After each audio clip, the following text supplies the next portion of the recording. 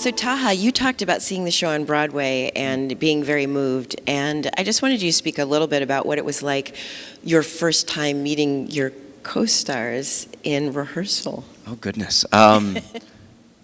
For this production in particular, I think it was I don't know, like there's the cliche dream role sort of thing. I think when I saw this on Broadway, I knew that it was something so compelling about it that I knew I had to do this one day.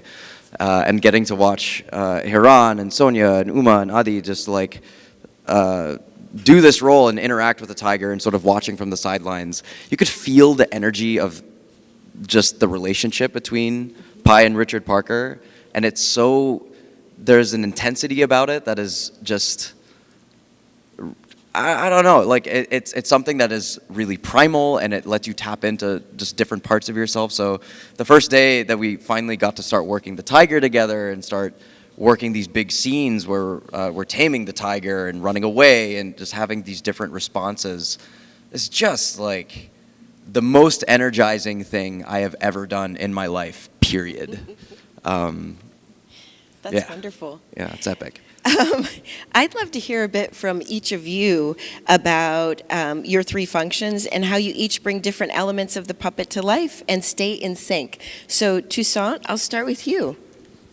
How do we bring the elements together? A lot of it is breath. And I think being the head, it is you have the eye line, you get to see who's in front of you, you have much more vision than the heart, who is in a very interesting position. And then you just kind of have to figure out, well, what's the story that's happening? How do I give life into the head of that? And then also let the rest of the body have the space to do what they need to do. I have to go from the head to the tail. The tail, if it needs to flick to give an extra part of that thought, I have to give space for that. And with the heart, to me, it's the most passionate part, They're the ones who are using the arms and the limbs to arrive somewhere or to strike. The ones that stand tall and proud. It's just the head is kind of there, kind of leading the thoughts. But there's always a connective tissue between all of us. Beautiful. Would you like to add anything, Betsy? Sure. I think the heart in particular, so breath is created and used, as John was mentioning before, between the three puppeteers so that we can stay connected and as one bring the tiger to life. But then we are also imbuing the tiger with breath so that as the tiger, it seems like the tiger is alive. And as the heart, I manipulate the front paws, but also there is an energetic element to it where it's about filling out, like using my back to sort of fill out the inside of the tiger and create breath from the inside.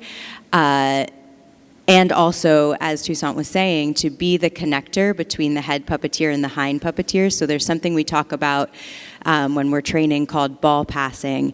And what that means is that there's an initial thought in the tiger, in the head, and that thought gets passed down into the body of the tiger, and then that gets passed down to the hind, and then the hind sort of sends it back. And so you won't notice any of that really when you're watching, but there is that element of the ball passing all the way back and then all the way back up to, let's say, do a sit or to do a leap. And it eventually all flows together so well that you don't notice that it's happening. But when we're training, we have to break it down into those pieces to make sure we're all together.